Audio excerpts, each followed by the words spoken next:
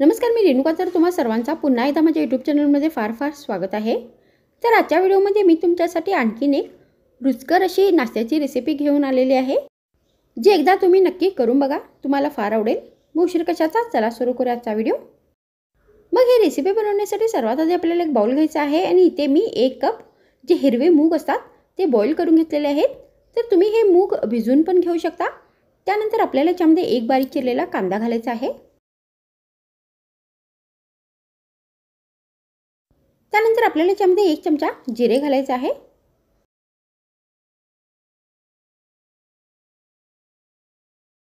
त्यानंतर इथे मी 2 चमचे बारीक चिरलेला पातीचा कांदा घेतलेला आहे. तर तुम्ही इथे दुसऱ्या कोणत्याही भाज्या घालू शकता. त्यानंतर आपल्याला याच्यामध्ये अर्धा चमचा हळदीची पावडर घालायची आहे.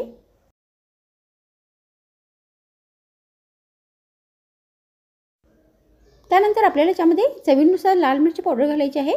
तर तुम्ही इथे हिरव्या मिरचीचा पण वापर करू शकता.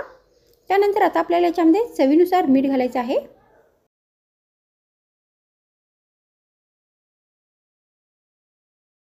मग यामध्ये आपल्याला अर्धा चमचा धने पावडर घालायची आहे.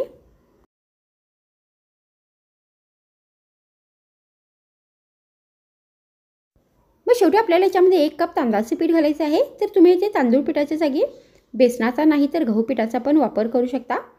तर आता आपल्याला हे जे सगळे साहित्य आहेत ते व्यवस्थित मिक्स करून घ्यायचे आहेत.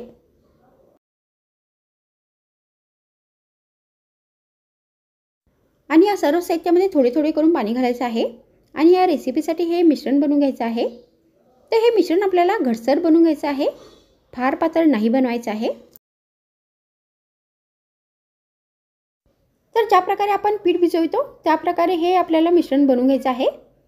तर आता इथे हे मिश्रण बनवून तयार झालेले आहे. त्यानंतर आता आपल्याला हे थोडेसे मिश्रण हातामध्ये घ्यायचं आहे आणि याच्या आता आपल्याला त्रिकोणी आकारमध्ये टिक्या बनवून घ्यायच्या आहे. तर मी या टिक्या त्रिकोणी आकारमध्ये बनवणार आहे. तर तुम्ही आपल्या आवडीप्रमाणे गोल या चौकोनी आकारमध्ये पण बनवू शकता. नाही तर तुम्ही हे मिश्रण थोडे पातळ बनवून याचे थालीपीठ पण बनवू शकता. नाहीतर तुम्ही याचे पकोडे पण बनवू शकता. तर अशा पद्धतीने या टिक्या आपल्याला सगळ्या बनवून घ्यायच्या आहेत. तर मी आता इथे सगळ्या मिश्रणाच्या या टिक्या बनवून घेतलेल्या आहेत. त्यानंतर आता आपल्याला ही रेसिपी फ्राय करायची आहे. तर त्यासाठी मी गॅसवर तेल ठेवले आहे. तर आता या ज्या टिक्या आहेत त्या तेल गरम झाल्यानंतर आपल्याला या तेलात घालायच्या आहेत. आणि आता दोन्ही बाजूनी व्यवस्थित कुरकुरी आणि ब्राऊन होईपर्यंत तळून घ्यायच्या आहेत.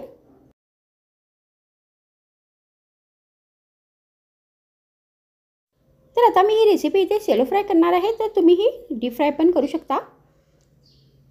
आणि या मिश्रणाचा वापर करून तुम्ही फड पण बनवू शकता.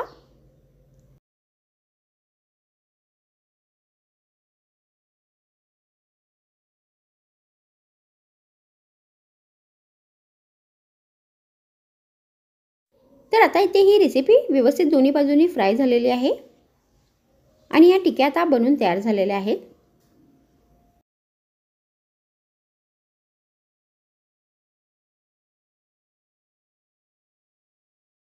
तर तुम्ही अशा पद्धतीने या कमी साहित्यापासून बनवलेल्या चविष्ट अशा टिक्या बनवून गरमागरम हिरव्या चटणीबरोबर नाश्त्यामध्ये सर्व करू शकता.